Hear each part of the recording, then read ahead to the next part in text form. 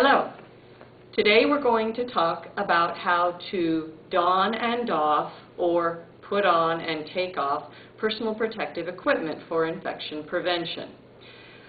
There are sequences that work best for the control of infection, and so it's important when you are putting on your protective equipment to put it on in the right manner so that you don't cross-contaminate yourself or the person you're going to be working with.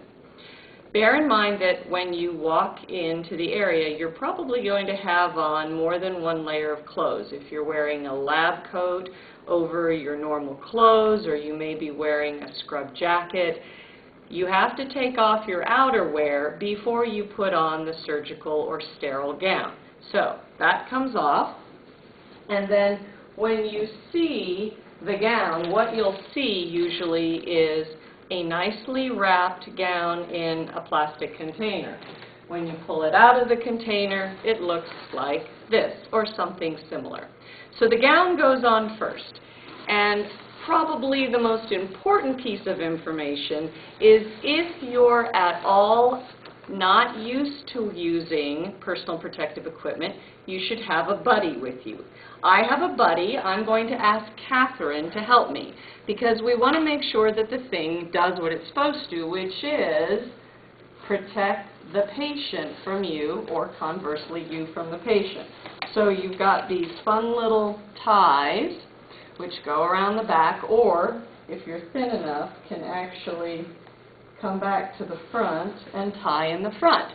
So you have a waistband, thank you Catherine, you have a neckband, you're good to go. So the gown goes on first. The next thing that goes on is a hair cover.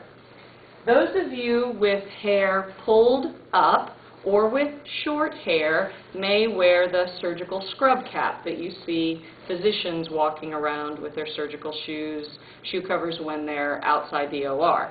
For those of us like me who have sort of curly, puffy hair, or if your hair is down, then you need to wear a bouffant hair cover, also known as the nice lady in the cafeteria. So there it is, and Carol is a little obsessive compulsive, as you know. No hair can be showing. Hair is one of the major vectors of contamination. So the purpose of the hair cover is to cover the hair. If it's not covered, it's not applied correctly. So no hair showing. The gown is on. The hair cover is on. The next thing that goes on is the mask. Now, when you're putting on the mask, again, thinking about ease, the nice little metal strip that gives it form goes at the top, and if it's going to do its job, it should completely cover your mouth, not be here, certainly not be here, so that you're not breathing in any aerosolized particles, or conversely, that you're not breathing onto the patient if they need isolation protection. The next thing that would go on is goggles if you're doing anything with a spray possibility. Think about wound care, tracheostomy care if you're assisting the nurse or the respiratory therapist. So if you're going to wear goggles, those would go on at this time. Glasses do not count, and here's why. You've got side entrance for things to get in. So glasses are not goggles. Goggles are what you need to protect your eyes. The goggles would go on next. I don't have a pair of goggles, so I'm not going to demonstrate that. The last thing to go on are the gloves.